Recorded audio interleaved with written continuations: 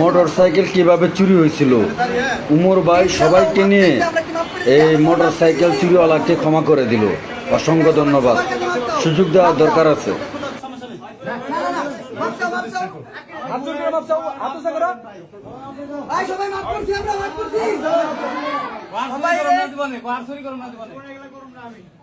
এই যে সবার কাছে মাপ চাইছে, আর চুরি করবি না, কেউ চুরি করবো না, ও স্বীকার করছে।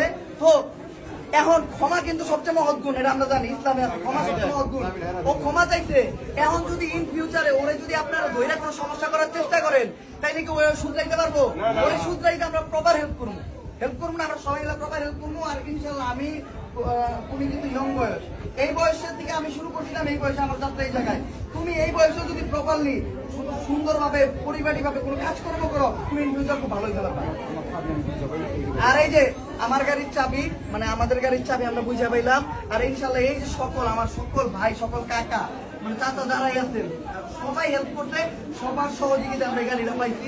ইনশাল্লাহ আমরা মানে আমি আজকেও অনেক আগেও আমি টাঙ্গাইলের বাসী মির্জাপুর বাড়ির কাছে কৃতজ্ঞ ছিলাম, আর আজকেও কৃতজ্ঞ।